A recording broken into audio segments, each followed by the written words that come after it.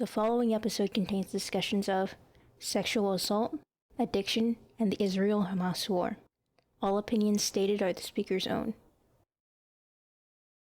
What's up, everyone? This is the Dattie podcast. Today is December 7th, 2023, and I am here with Dr. Dean Zeldich, a physician resident at Thomas Jefferson University Hospital. What's up, Dean? How's it going? Good to be here. Thank you for coming on. Seriously, some people may not have thought I was going to get a real doctor in here. I am, in fact, a real doctor. He is a real doctor, but he's young. You look young, right? So how old are you, Dean? I'm 27. 27, and you are a second-year resident? That's right. So I am a neurology resident at Thomas Jefferson. I am halfway through my second year. First year of any neurology residency is internal medicine. So that's like your, general admitted patients to the hospital, your cardiology, your hematology, your gastro stuff, all the internal organs essentially. And then after that, you do 3 more years of neurology.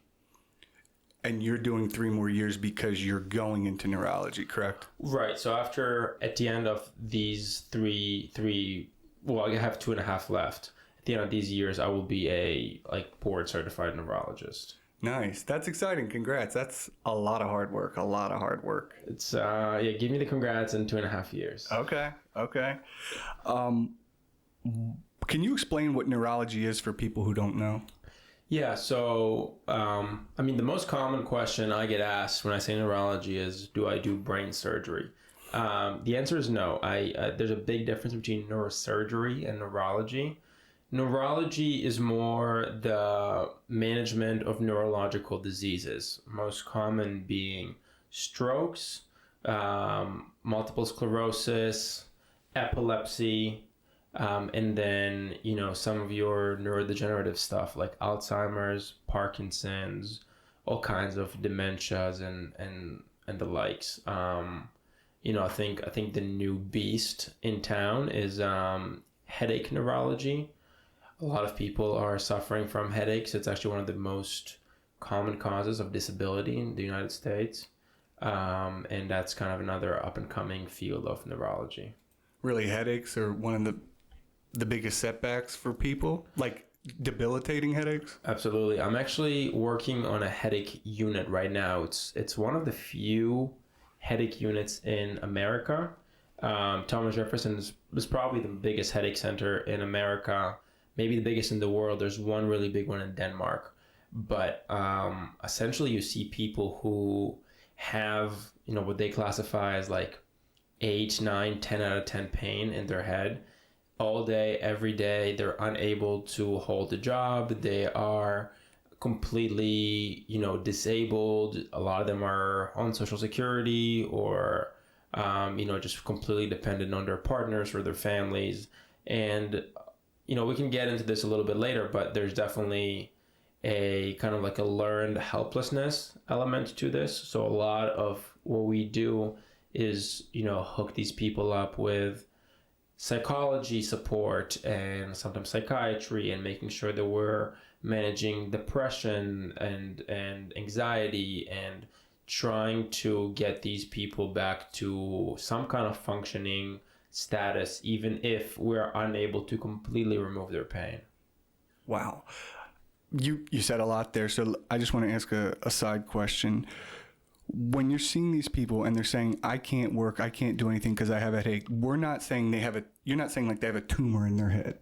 No, so this is usually a migraine disorder. There's some other headache disorders, way less common, the most common being migraine. And sometimes it's people have this after a concussion, but oftentimes it's just a migraine disorder and there's nothing structurally wrong with their brains. And through your research, have they learned what causes it or how it can be prevented, or are there any indicators on, hey, this might happen to you in the next 5 years because you keep huffing this gas or something?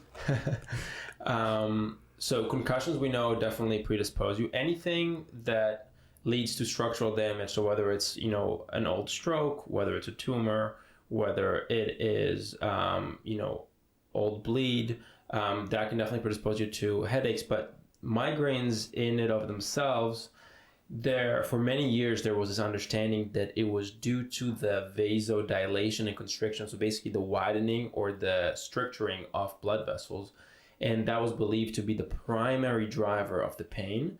And honestly, over the past less than 10 years, must be like 7 to 5 years, there has been this influx of information on actually the mechanism of migraines, and it is more of an electrical signal, they call it, like the spreading cortical depolarization theory, which essentially means that there is some abnormal signal that originates somewhere in the brain, and it spreads to the meninges, which is the kind of like envelope of the brain. And what you end up getting is a little more of like a meningitis. Meningitis is an infection of the meninges, or an inflammation of the meninges. And in this case, you kind of get this really abnormal electrical activation around that meninges layer, and that leads to a lot of pain. And that in return leads to this like vasodilation of the blood vessels, which can be painful. So there is a blood vessel component here, but that is not the biggest driver of this pain. And that is why, I think a lot of people who get occasional headaches, occasional migraines, you probably know that if you take, say, something like Excedrin or Advil in the first 20 minutes of the headache, you actually have a much better chance of being headache free. If you take it hours later, you might be screwed a little bit and kind of have it for a few more hours. I've actually never heard that. What's the logic behind that? So it's basically you are catching that pain signal before it spreads all over. Okay, that makes sense. Yeah, and there's a whole class of medication, which is one of the more prescribed ones, called like the triptans, or people maybe know about sumatriptan, and that class of medication only works if you take it within the first 20-25 minutes. Very interesting. I mean, that's good advice, because I guess going forward, I will do that. I usually do wait till the last minute, because I'm like, I can fight it a little bit longer. But I guess it's too late. I'm the same way. I am extremely averse to taking Advil in particular. I have some swallowing issues, whatever. We're not going to have to get into this online. Yeah, I also don't like to take it, and often end up just suffering for hours for essentially no reason. So did you learn this, during your time here at the hospital? So this is recent kind of discovery for you? A lot of it is recent discovery for me. A lot of it is, I'm actually very interested in headache medicine. Okay. I think that it's extremely undertreated, and the burden that people live with is horrible. And I think that there's so much more to learn and discover. But my mother actually has what's known as hemiplegic migraines. And, since I was a kid, I would see her hemiplegic, meaning that she would lose use of half of her body. So like either the left or the right side would just be completely, non-functioning. And if it's the left, then that's also the part of the brain that's in charge of language. So occasionally she would just can't move, can't speak, can barely think. Like a stroke victim? She had been called she's been brought to the hospital as like a stroke alert in the past. Wow. It's a very rare type of migraines. And, I was seeing my mom struggle with this, and still kind of find a way to my mom was very successful. And so, I think that it was kind of motivation to me to think that people with really bad migraines can have a great quality of life. And my mom's a professor at Boston University. So, so she really is leading world cutting, research in her field. And so, that I think is, that should be inspiration to other people who are dealing with similar conditions. Yeah. So you're saying your motivation for becoming a neurologist versus an orthopedic or dermatologist, one of the reasons you love your mom's suffering from headaches, you want to try and get to the root cause. Yeah, and she's actually, she's a neuroscientist herself too, so I think there's a little bit of keeping it in the family. It's funny that you say that, because smart family. I don't know, I think she's much smarter than me, but my whole life I thought that I would be an orthopedist. And I thought that, I played sports my whole life. I thought I would want to work with athletes. I'd want to just drill bones and replace knees and stuff like that. And then I went through my med school rotations and realized that I didn't really like to be in the operating room. I didn't like to, be like, you have to be scrubbed in and have these like gowns on you, and you can barely, like, you have to stand hunched over, and it can be very meticulous. And I just always felt like, I don't know if it's like claustrophobia or I just felt like I was getting angsty in there, and I just did not like that. I also didn't like the fact that, you're starting a case, and knee replacement could take an hour and a half. It could take 7 if you rupture like a important blood vessel, and it's complicated, and all of a sudden you're stuck there the whole day. And I think it's just very unpredictable work at times. On top of it, I mean, the stress and level of responsibility you hold, because if you fuck it up, right, if you mess it up, you're done, and you get sued, and it's not pleasant. And I also felt like I did want interaction with the patients. I did want to feel like I'm building a long-term relationship. And, talking to patients is one of the highlights of my day. Good. And so during your residency, so that covered a lot, by the way. Thank you. You didn't just start in neurology from previous conversations I've had with you. So didn't you have to do like a rotational type thing? Right. So last year was a lot of rotations. Last year, I think I did a total of like 2 months of cardiology. I did probably 2 months of ICU, several months of like liver, so hepatology and gastroenterology, and then a lot of the rest was just like general medicine, which at Jefferson in Philadelphia, it ends up being a lot of IV drug users who get infections and who then come in with these like, rip-roaring abscesses that you have to treat for many weeks, but then they don't want to because they want to go back to the street and use drugs. And it's this very complicated relationship where they don't listen to you, and you feel like, yeah, I was getting really burnt out last year. That's the truth, is I just felt like I was trying hard to connect with these people and try to get them to listen. And it was ultimately, I was left feeling like we're almost using senseless resources on these people who don't want to help themselves. These are addicts. We're talking about addicts, right? Yeah, and addiction is, this is a very difficult disease to treat. And I understand that they have a disease. And ultimately, the root of addiction is that they are unable to make the correct decision, and they continuously make the wrong decision despite knowing that what they're making is self-harm and the completely wrong decision that will lead to bad outcomes. But the craving is just overpowering everything else. I mean, it's crazy when you see these moms who have like a newborn at home or have a little kid, and they have no idea where the kid is. They are like, yeah, I started using, and it's been 2 days. I have no idea where the kid is. And terrible. That just breaks your heart because I'm freaking out. Where's the kid? Yeah, it is terrible. And I just want to come back to what you were saying. Addiction is a disease, but it's also, to me personally, now my full disclosure, my dad, my biological father, died of a heroin overdose in 2012. He was never really a part of my life. I think it's people suffer from trauma, right? So when you have trauma and bad things happen to you, the reason you become an addict is because you're suppressing the trauma over and over and over again, and then you become addicted. Yeah. When I was doing in med school, I did a psychiatry rotation in like an inpatient. It was like a dual treatment program, which I think means that they have a psychiatric disorder on top of a substance use disorder. And the trauma that people experience, I mean, I never imagined people go through this.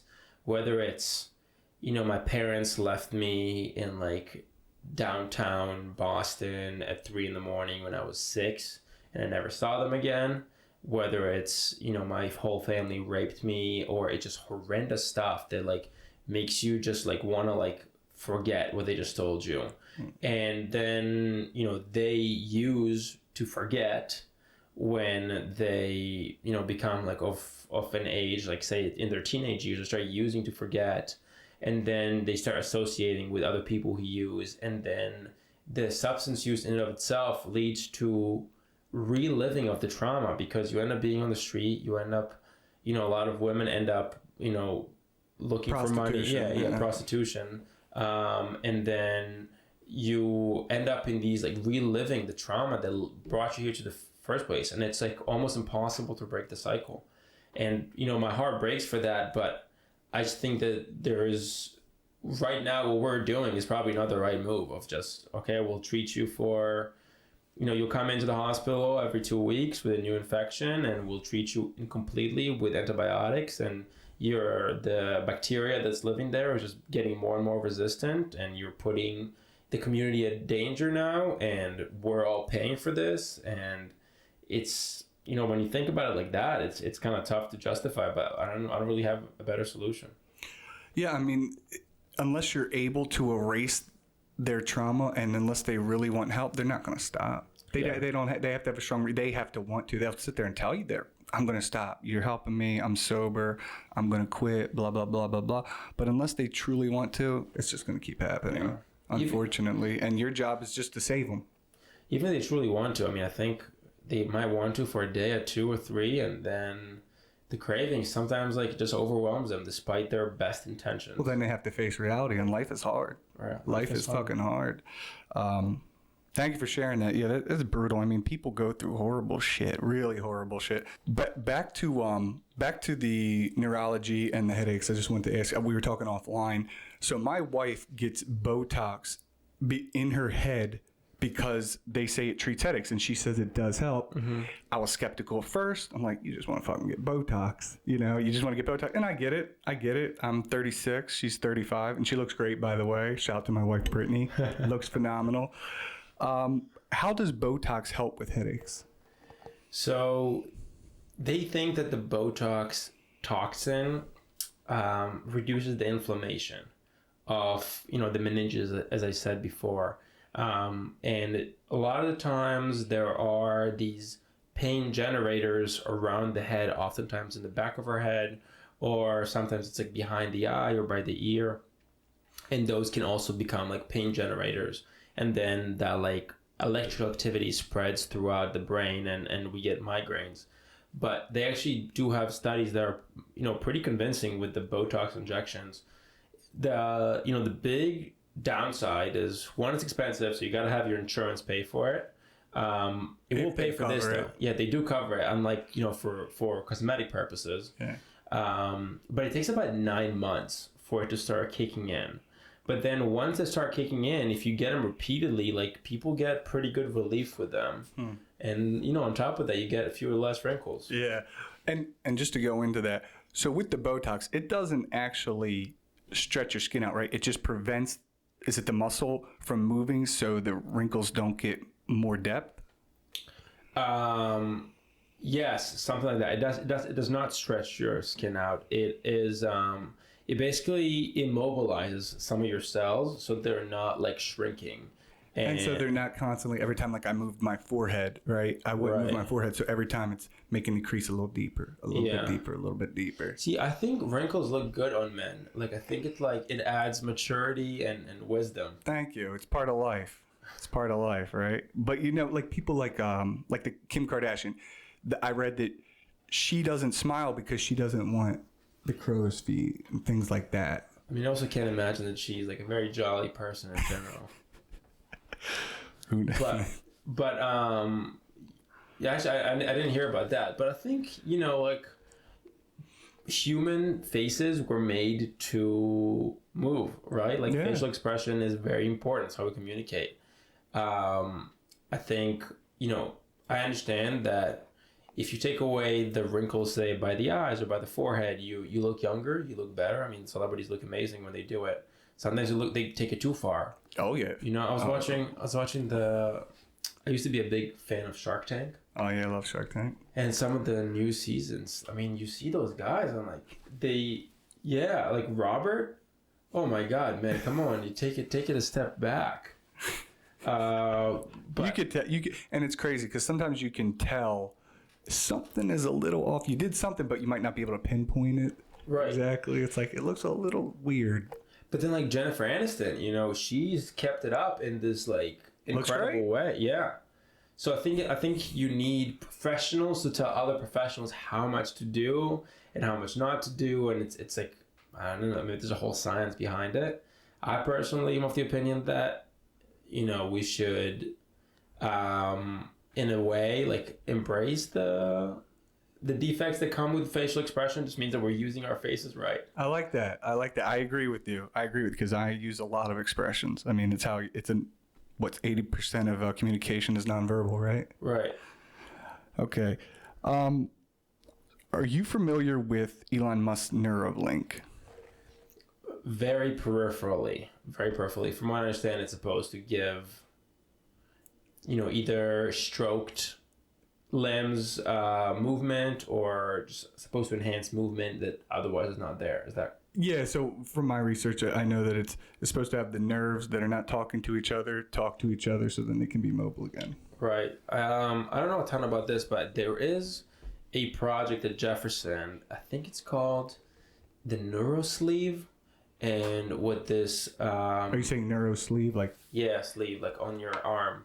And I think what they were doing is... Basically, the idea is that you might have a stroke in an area of the brain that controls the movement of your arms. And that area might be dead, and that's why you can't move your arm. But the whole pathway might still be alive, or vice versa. Maybe a part of the pathway leading to the signal going to your arm is dead, but you know, the cortical area, the area in your brain that generates the movement, is still alive. So basically, like, the idea is that there's still a lot of healthy functioning brain that could potentially lead to movement if you bypass the circuit. So what these people did is they, you know, was this one professor, Professor Saruya. He works at Jefferson and at Penn. Super smart guy, and he partnered with these neurosurgeons, and they were able to, do neurosurgery to essentially reconnect with wires, reconnect pathways around damaged parts, and then put this whole sleeve. It's a pretty heavy sleeve that you put on your arm, and then in time people were getting movement back in their arms. I mean, there's a lot of drawbacks to this. Are you saying like an exoskeleton? Kinda. But is the machine working and then it eventually builds the muscles start working again? Right. So okay. Exactly. So the signal, you send the signal and the machine is kind of working for you, but your arm is moving. I mean, they were able to kind of use their fingers. Oh shit. It was this, there are a lot of issues with it still. It's very heavy. I mean, it requires surgery, which I think is the biggest drawback.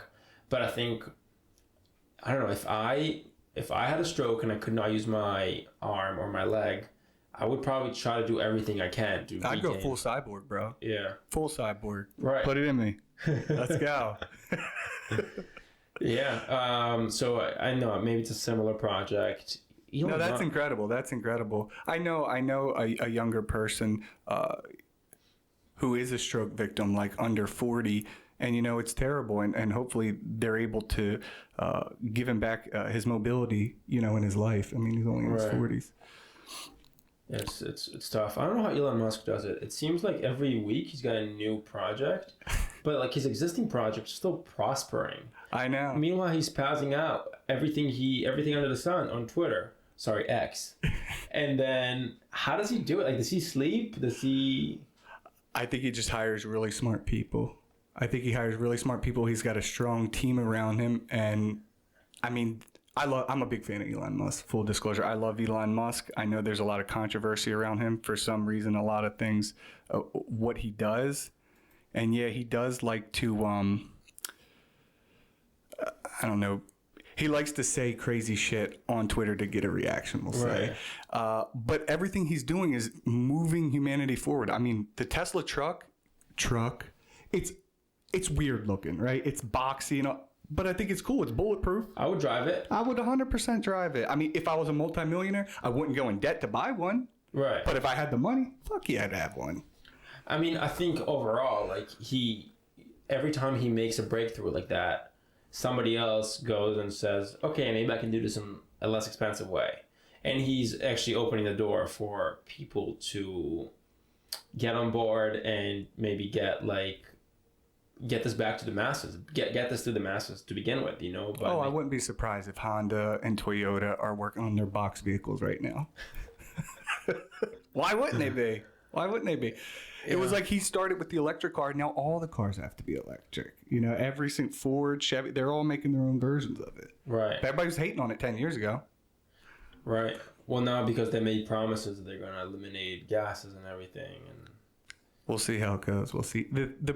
My concern with that, and I do think humans are doing damage to the earth. I mean, it's obvious, but we'd have to have every country on board, because if it's just the U.S. stopping, the other countries are doing a lot more. Like I mean, China's a huge, the biggest polluter in the globe, and they're not really on board with cutting back. So, you know, we can do all we want, but it's not gonna. I'm fascinated. So, in regards to Elon Musk projects, he's got SpaceX, right? What I'm more fascinated, I mean, I love SpaceX, Hyperloop. The Hyperloop, if he's able to take, so basically what he did was, and he said, you can't do flying cars, but we can build tunnels and we can keep going down and down and down. What do you call it? The boring. Yeah, the boring company. And think of it like this. So the people listening who are not familiar with this, if you ever go to the bank and you put your money in the tube and then it shoots up and over to the bank teller, it's like that when you're in the drive-thru. But instead of money in there, it's people. So that's what his goal is. He's saying from going from San Francisco to LA, instead of 4 hours, it'll be 20 minutes. I mean, if he's able to do that, that's a game changer for freight delivery in general, for human logistics and all sorts of stuff. But we'll see how it goes. Now that he's in Austin, Texas, I heard he's also moving the X to Austin, Texas, out of Silicon Valley. I mean, I wonder how much time he spends at home. You think he spends any time at home? Apparently, he lives in a house as big as this room. Did you ever see that? No. Yeah, he's allegedly. I mean, he's got a lot of property, probably. Yeah, I mean, he lives in hotels. That's what he does. I mean, he moves around. He's got like 10 genius kids. You know, he's got twins with like a space engineer, hot space engineer girl. You know, I swear, he's smart in the way that he's doing it. He's like, I'm smart, so I should probably have kids with other smart people, and those kids will have smart kids. You know, it's helping humanity. I think that's his logic behind it. I don't know. Does that kind of make sense? Yeah, natural selection right there. Self-induced natural selection. There you go. So I want to switch topics up real quick. Okay, so you're from Boston. Mm-hmm. But before you lived in Boston, where are you from? I grew up in Israel. I moved to Boston when I was 14.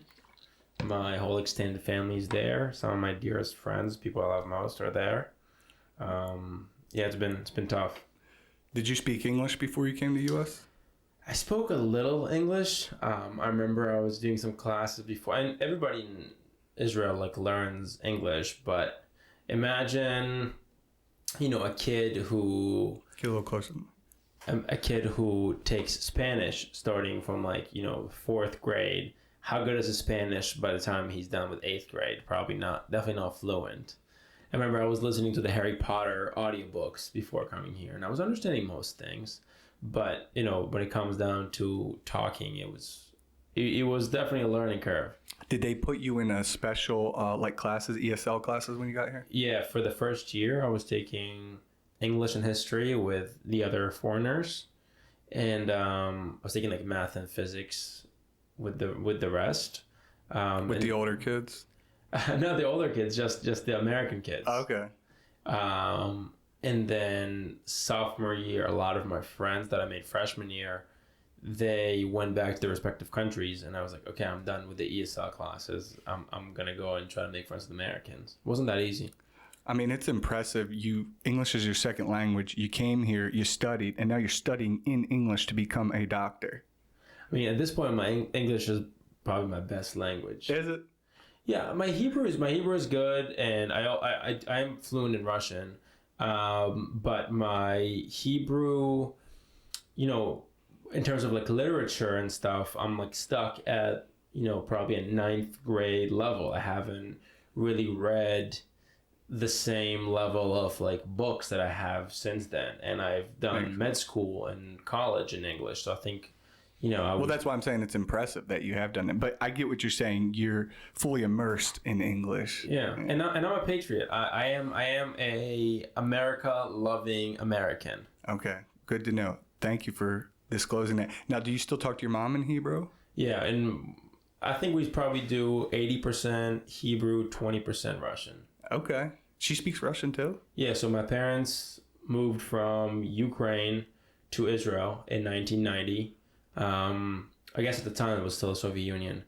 And they met in Israel. So growing up, I spoke Russian at home and Hebrew at school. Holy shit, dude. Wow. So how many total languages do you know?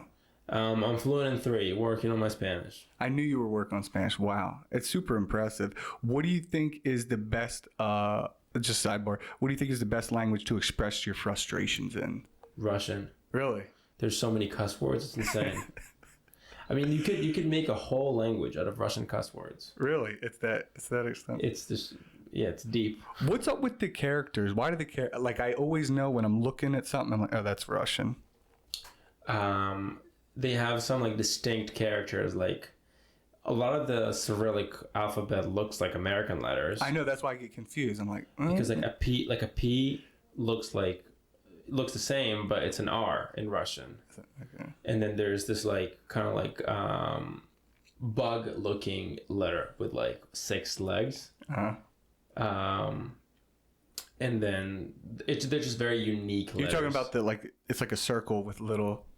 It's just like a horizontal line, and then there's 6 legs coming out of it. I don't even. How many letters are in their alphabet? We got 26. I actually don't know how many. You don't know? No. Okay. Can you write it in a little bit? I can write. It'd be slow. Okay. And I would make a lot of mistakes because the way Russian is written is very different from the way that it sounds, and I'm not trained in like grammar. Like when I did take AP Russian in high school, that'd be known. But then I basically like knew the answers based on like what it would sound to me, not based on like the rules. I can't tell you why something is such in Russian. In English I can explain like, okay, this is the grammar rule that like led to this. Okay. But in Russian, no way. All based on hearing. Back to you growing up in Israel. You moved from Israel when you were 13 or 14? I was 14, yeah. 14. And do you still have family there? I have family, yeah. Any family directly impacted by everything that's going on? I mean, at this point, all of Israel's impacted. We're getting... like every time I talk to them, there's a siren going off, and they're running to the shelters, and, their missiles are getting to every single location in Israel. And then... being from Israel, being from a small country that's so like, ridden by war and conflict,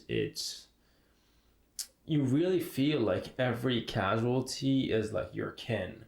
And I guess the best way I can describe it is like when the Hawaii disaster happened, when like hundreds of people died in the fires in Maui. I was like, holy cow, that's horrible, and I feel so bad for those people. But then I went on with my day. Yeah. When this happened, and my friends can attest, like I was just crying for days. Like I was sent home from work.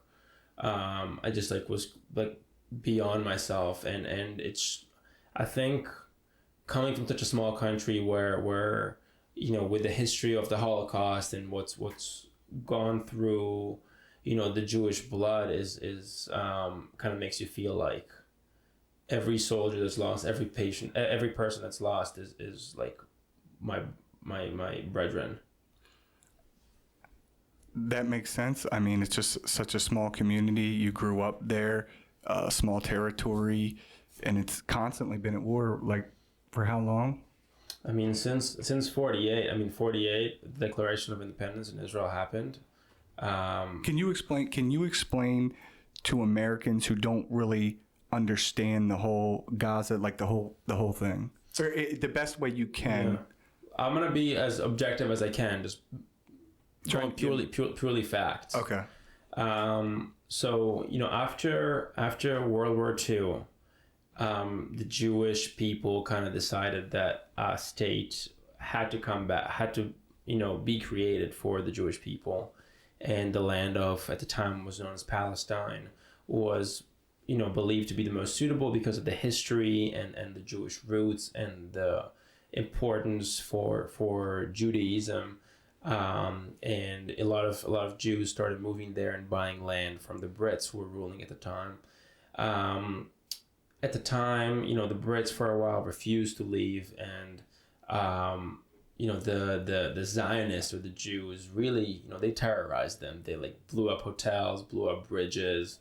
They really drove them out of there. And eventually in 1947, the UN decided to, the Arabs were already there, to split the land to Israel and Palestine.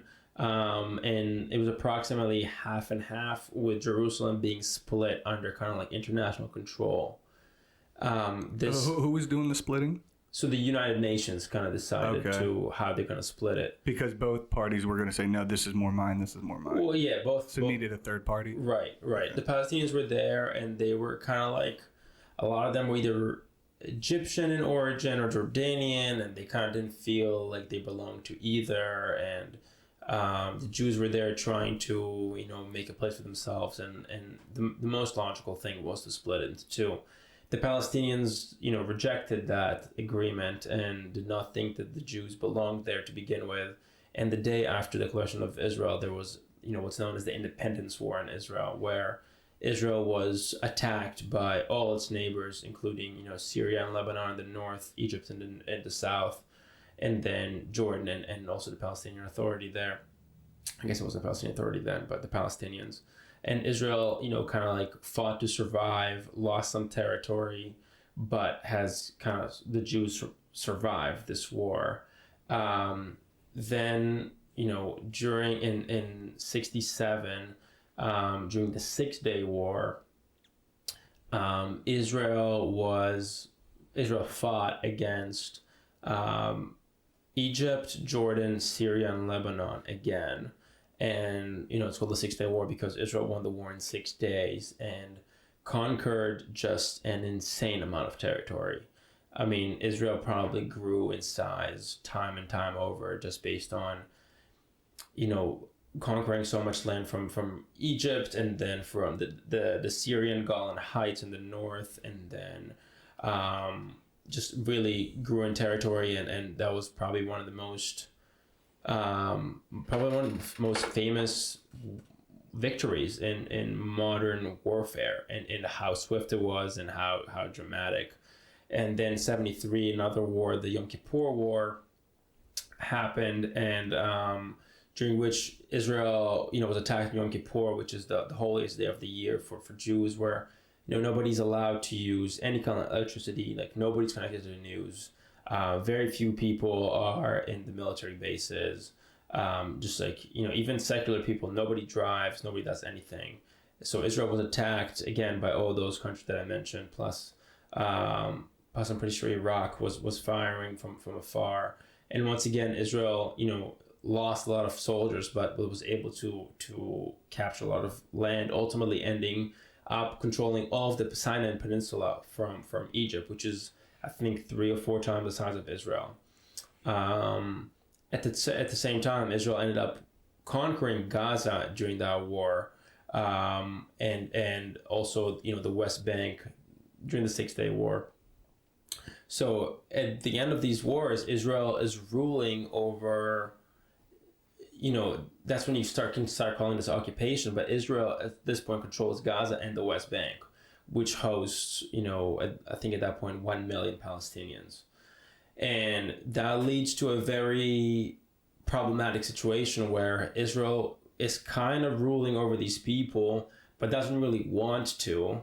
And those people, do those people have are they allowed to go anywhere else, or are they kind of forced to stay? Those people are, from Gaza, you can get a work permit right now. Well, right now, for example, the way the situation is before October 7th, right? There's 2 million people in Gaza. They have to request permit to get into Israel, and then they would have to get a permit to fly out of Israel if they wanted to. So it's not like they can have open access to going abroad and stuff. I wouldn't say that it's like necessarily what you call an open air prison, because they are considering themselves independent. Israel is considering them independent. Israel doesn't really want them in Israel. They don't want us there. So there's a very strict border, and they're kind of doing their own thing. Israel, but mostly controls what goes in terms of in the form of firearms and weapons. But clearly, we don't do a great job of it, because there's so many tunnels connected with Egypt, and where so many weapons are getting smuggled in, and that whole territory is ruled by Hamas, and it's basically a horrible situation where you don't want to rule these people. I mean, these people hate you with all their hearts, so you can't rule them. It's a problematic situation to give them complete lack of oversight, because how do you prevent just rampant militarization where you can't stop them, like what's happening in the north of Hezbollah? Like, Israel has no control over what's happening there, and the amount of missiles they have is really scary. And these people are they're promising that they will go and kill as many of you as they can in the West Bank. That's their goal, right? That's their goal, right? And then in the West Bank, it's very similar too. Hamas is not as strong there, but it's people who want nothing to do with you. They want all your land. They want all your people dead. And there's, it's very easy to say that, a diplomatic solution needs to be had, but how do you achieve it? So the claim is that once we give them 67 borders, which is the borders before the 6-Day War, so before Israel conquered all that land. In 1967. Yeah, so 67 borders, if we give them those borders, then there will be peace. I mean, to all people who say that, check the records. Israel has offered the Palestinians those borders 3 separate times, each time for the exchange of, a recognition of the right of the Jewish state to exist, as well as, a peace treaty. And every single time that conversation didn't even happen, they were just struck down without a counter offer.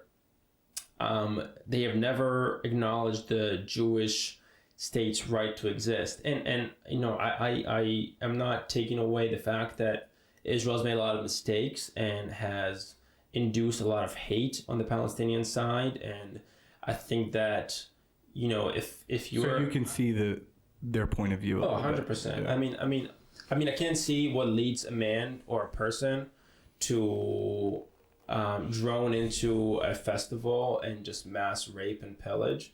I don't understand that. I see how, if I was born in Ramallah in the West Bank, if I was born there to a poor Palestinian family, I probably would not have the most, positive attitude towards my Israeli neighbors. I think that especially if you're indoctrinated in the sense of they took this land from us. It was ours. Jerusalem should be ours. They have no place here. That makes it even worse. I think, I truly believe that the best thing for Israel's security would be a prospering Palestine.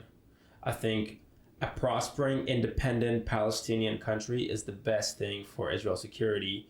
I think 90% of Israelis would agree with that statement. The question is, who do you negotiate with? How do you ensure that, you are not just creating an open invite to groups like ISIS and Al-Qaeda to openly walk through the doors? And how do you foster cooperation? I mean, at the end of the day, Israelis and Palestinians have been there the same amount of time, since 1948, right? Since the declaration. And Israel is one of the most prospering countries in the world, both from a military, research, whether it's technology, any kind of perspective you take. Israel is one of the most prospering countries in the world, and it's a tiny country. And meanwhile, every ounce of every dollar that goes into the Gaza Strip or the West Bank, somehow ends up in the hands of the terrorists. And I think that it's a self-fulfilling prophecy, because hate just like breeds more hate, and it's very tough to break the cycle. But I think that, you know, this conflict goes a long way, but ultimately I think most Israelis, like, you know, when we talk about it in school, it's like we want peace. Yeah. We don't like, nobody, I've never heard any teacher of mine or I never heard any teaching saying that like we just want the Palestinians dead. Actually, like if any kid ever said that, he would be reprimanded. Right? That's not what like I think Israelis want. Now, you know, this is all an aside, because I think that what happened on October 7th is, first of all, a huge Israeli failure and you know, the level of security and intelligence, and how did this happen, and this is just unfathomable, the amount of devastation and atrocities that happened. It's terrible. It's so terrible. I mean, if you watch the footage, I know a lot of people, you might see glimpses of the footage, but if you really dig deep, it's fucking terrible. Right, and all the evidence is coming out now about the rape and the sexual mutilation, and it's just horrible. And these people that are still being captured there and held hostages. And these are civilians. These are not military personnel. Mike Rappaport just posted a video about it today. He just posted, it had a bunch of grown men in their underwear, all like this, you know, with their fingers interlocked behind their hand, or behind their head, their fingers interlocked behind their head, and they're on their knees, and they're all looking down on the ground like that, and they all have them lined up, and there's people walking, you know, by with rifles. It just looks terrible. It looks terrible. Right. It's just. I mean, these people, even if they come back, like, they're never going to be the same. And that's what I was thinking. I just want to pause you real quick. I think it's terrible. Any civilians are getting killed on both sides. I think it's terrible, right?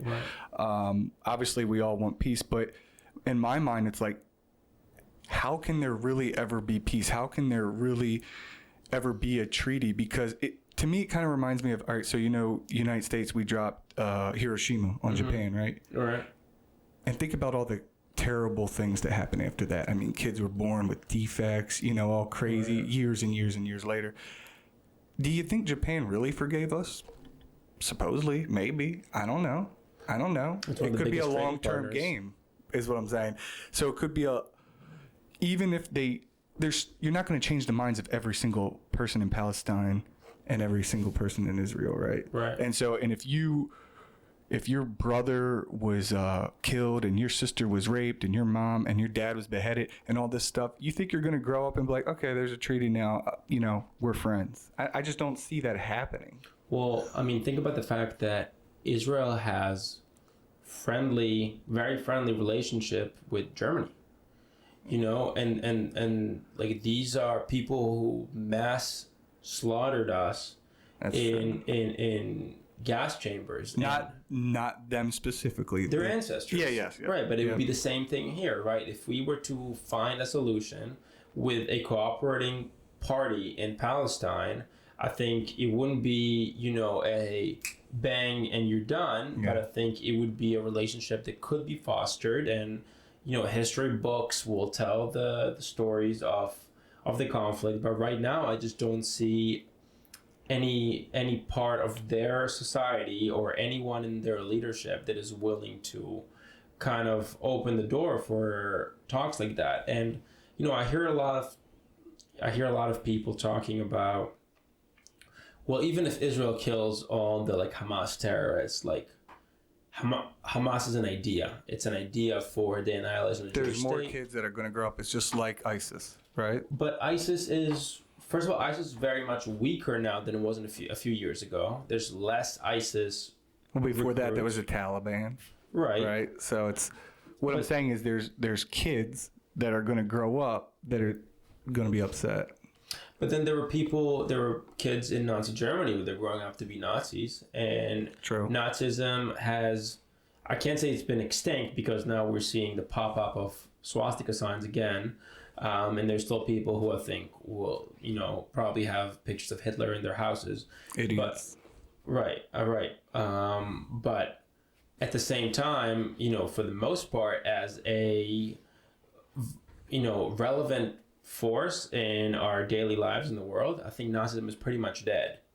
Now we're maybe seeing a resurrection of it with all this like heinous anti-Semitism that we're seeing right now, and you know, calls for gassing the Jews, and even saying slurs like "from the river to the sea," which is a slur for the annihilation of the Jewish state, which I saw that the Harvard thing. yeah, I've seen that. and like you saw the I saw answers the of Congress. these, it's just disgusting. It's insane. I can't believe. And then the Congresswoman was going hard, asking, "It's a yes or no question. Right. It is a yes or no," and they wouldn't do it. I mean, now imagine the group involved was like transgender people or gay people or Native Americans. You know, there was no way that they would ever be permitted to allow this kind of speech on campus. There's just no way. I don't understand how I guess they justify it and how they're getting away with it, I guess. It's the leaders of the university are kind of letting it slide. But if you did the exact same thing to a different group of people saying the same terrible slurs or whatever, there'd be punishment immediately. I don't understand. It's just so crazy to me, and it's sad and it's scary, and you know, I seeing all this violence, seeing, you know, houses getting spray painted with swastika signs. Here in the U.S. are? Yeah, in the U.S. there were some like cases targeting Jews. Yeah, some cases in New York, cases in Europe. I mean, didn't they go to a guy in Philadelphia who has a Jewish restaurant or something? Yeah, Goldie. Yeah. There's a guy in Philadelphia, Israeli guy, who has like tons of restaurants. Goldie is like a famous falafel place. And they were protesting outside in a very like violent and threatening way. And he's just trying to serve customers. Right. He's just being a business owner, and they're just showed up and start like chanting crazy shit. Right. You know, and I don't understand how that's not prosecuted. He's here. He has nothing to do with that. You know. And at the end of the day, I mean, what is, like, if somebody can enlighten me, like, when they calling for a ceasefire, like, what do you expect to achieve? I mean, these people are actively saying we will do this again, and after we're done with Israel, we will come for America, we will come for Europe, and we're not going to stop until we're done with the Western world. And you know, you have this country that is like trying as hard as it can to protect its citizens, to get the hostages that it lost back, and at the same time to protect the Palestinians, because Israel could just completely wipe off Gaza from the air, killing all the Hamasniks, you know? But then instead it chooses to send foot soldiers into these hospitals which they know are military bases. She chooses to make sure that we are creating corridors for these people to move out of these areas that we're going to bomb. They're trying to save the most amount of civilians as they can, is what you're saying. Right, and there is not a single example of modern warfare where a sovereign country was fighting against a terrorist organization that has embedded itself within a civilian population and has done it with fewer casualties. There isn't a single one. If you look at America and what it has done in Iraq and in Afghanistan, way higher ratio of casualties. I mean, in 2013, Barack Obama ordered the flattening of a hospital, which they found out was serving as a military base in Iraq. And nobody made a fuss about it, and Israel doesn't even do that. Well, the media will suppress it here. They're not gonna play that. I just think that like we are fed such a mix of propaganda that I'm confused about it very often. When the U.S. does it, it's treated differently for sure. It's definitely treated differently. And Israel has to play by different rules because it's a small country. It doesn't have a lot of oil. We are very dependent. Small. Yeah, we're dependent on trade. We're dependent on financial aid. We're dependent on a lot of things. So we essentially have to play by certain rules. But I truly do think that Israel goes as hard as it can trying to defend Palestinian lives, and nobody here wants to see Palestinians killed, right? And that is not our goal to kill innocent Palestinians, and I do feel terrible for every Palestinian kid that gets caught in the crossfire. That is not the goal. So your ideal, just to set the record straight, Dean, you want the least amount of casualties and you want to see a peace treaty. I would want the least amount of casualties. Hamas needs to go away. Mm-hmm. The hostages need to come back, and I think at least for the time being, the Gaza Strip has to be demilitarized until there is a ruling power that can prove that it can, work through diplomacy and stop demanding for the annihilation of the Jewish people. Seems like a reasonable request. You'd think? Yeah. As an outsider, as an American, just watching, I think it's terrible. War, rape, cutting people's heads off, all the crazy stuff. It's terrible. It's terrible. And I hope they can resolve this with also the least amount of casualties. But we'll move on because it's a very it's a touchy subject right now. Yeah, it's a very loaded subject. Yeah. Thank you for commenting on it, though, especially being from Israel, coming over here when you're 14 and becoming successful. Thank you for sharing your view. I appreciate you asking. On to some other things. So Dean is no ordinary doctor. I mean, he doesn't look like a nerd to me, right? He's a jack doc. He's a young Andrew Huberman for people who know who that is. You also have a sports podcast, right? Yeah, I have a tennis podcast. I grew up playing tennis. I was supposed to play college, didn't end up playing college, but tennis is a huge part of my life. Do you still play? I still play a good amount, yeah. What do you think about pickleball? Oh my God, don't get me started. Have you ever played? I played once, and I think overall, pickleball could be a good sport for somebody who's never played a racket sport before. If you are a person who's looking to pick up a new sport, tennis is going to be very tough if you're an adult. There's a very steep learning curve. It's very expensive. Court time is very expensive. And, it's also just tough for true beginners to stick with it. Pickleball, it could be your first time playing and you can have such a blast because you just kind of it's... Retirees do it all the time. Yeah, exactly. As the people who are retired dominate pickleball. Exactly. And honestly, if my mom, for example, wanted to pick up a new sport, I wouldn't say tennis, I would say pickleball. That being said, I think that it's terrible when you see full-on tennis complexes being taken over by pickleballers. Well, it's easier, right? I know, but I think fine if you want to build some new courts for them, that's fine. Oh, you're saying they're taking over hey, you're not allowed to play tennis here. We're playing pickleball. Yeah, I mean, I'm a member at University of Pennsylvania at their tennis club. And, in the summer I play outside, and in the evenings, the courts are just booked solid with pickleballers, and it's pissing me off. Are they chalking and making their own? No, but they're just lowering the net, and they make that horrendous noise that grinds my gears, and the ball flies everywhere, and it's just I'm immediately irritated. So did you play tennis since you were a little kid? Yeah, I played since I was 5. Oh, wow. So you took real lessons, you trained and all this stuff. If you were considering playing for college, I mean, you must be, decent. I would say I'm my level right now would be a good D3 player, weak D1 player.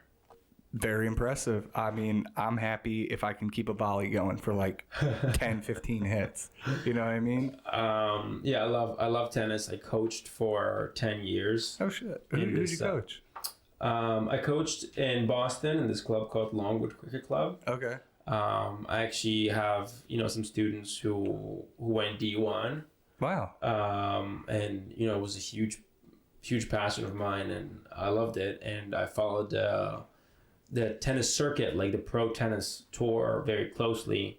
And my best friend and I, we have a podcast. It's called Down a Break. You can catch us on Spotify or Apple Music. Shout to Down a Break. What's your podcast bro's name? His name is Daniel Maffa. Daniel Maffa. Shout to Daniel Maffa and the tennis. Now, I'm assuming he plays tennis as well? Yeah, him and I grew up playing tennis together. Is he from Boston? He's from Boston. He's recovered from a torn ACL. Shout out to that ACL. So is your podcast just about tennis? It's, we do follow the tennis tour. It is about tennis, but we do shoot the shit quite a bit. I love that you still, I mean, going through just doing everything for your residency and becoming a doctor, and you're maintaining and I know you're studying Spanish as well. You work out. I mean, you're busy as hell. I'm pretty busy. I think I could be sleeping more, but I don't know. It's how I've always been. Good. What's a day in the life of a resident, a 27-year-old resident? Oh, depends on the day. Or tell me your week, I guess. How do they break that up?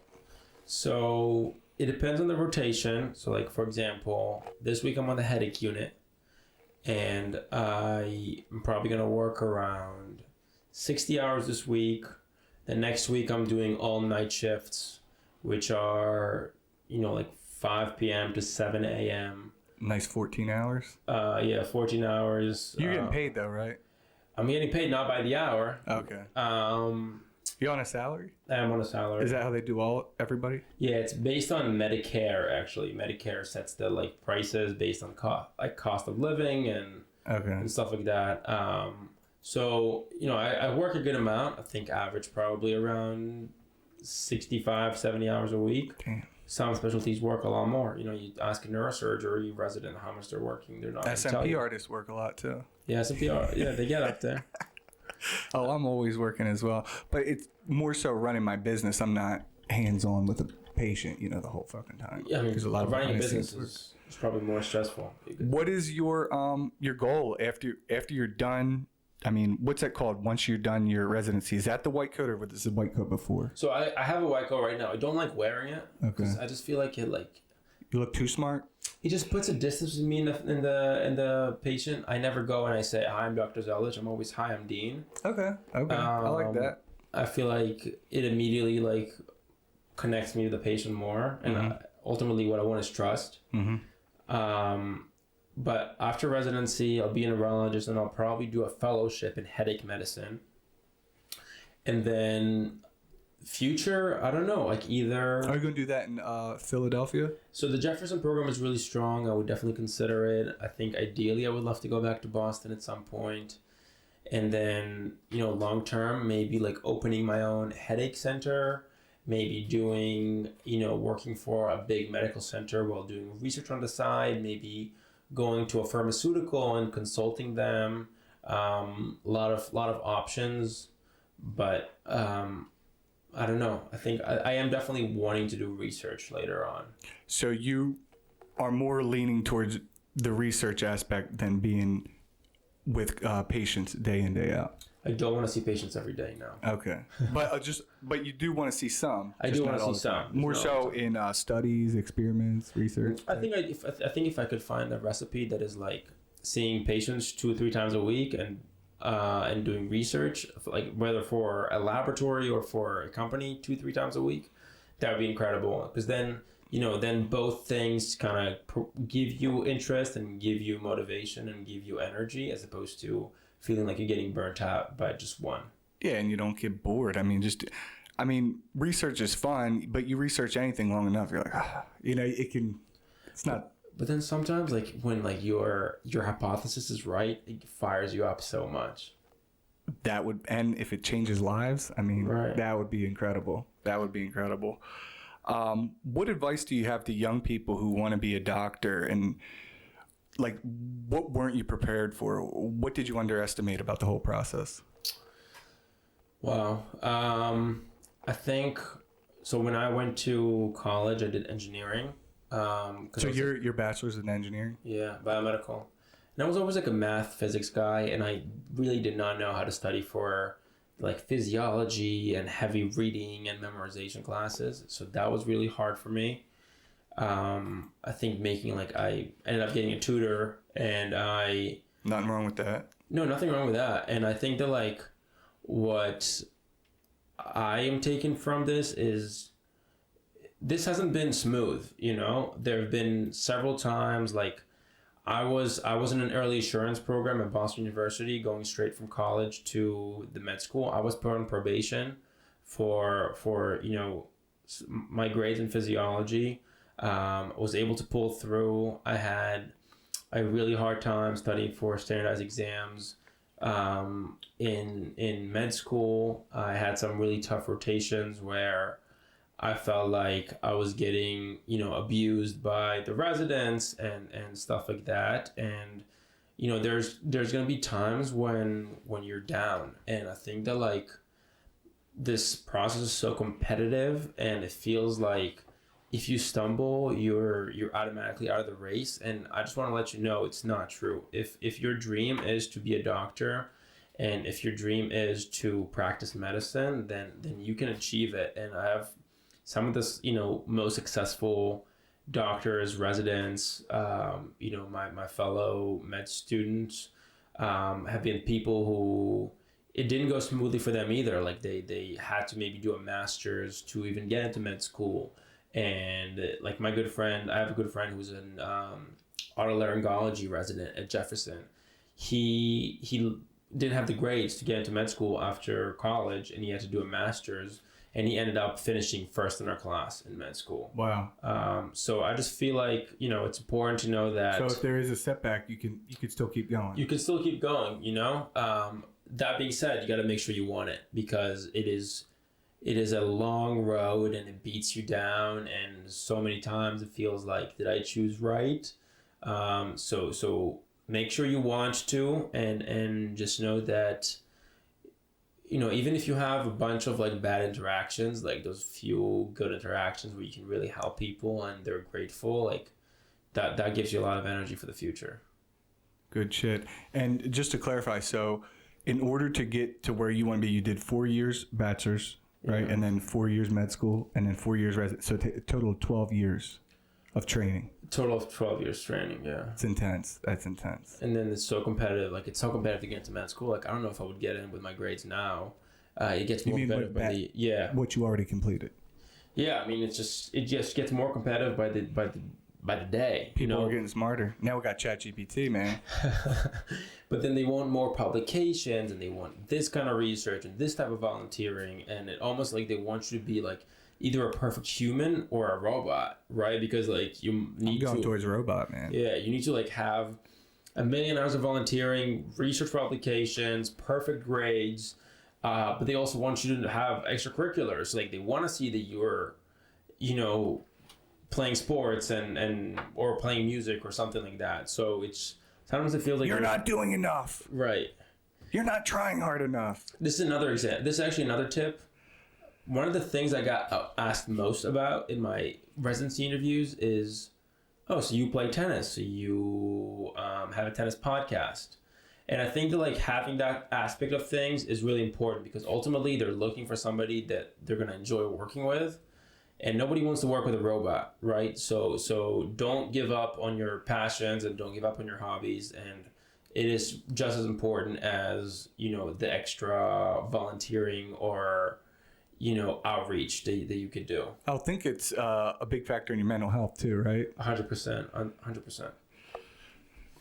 Dean, thank you for coming on. I really appreciate it. I wish you the best of luck. Hopefully I'll have you on in the future when you're dominating and you're successful neurologist, just killing it.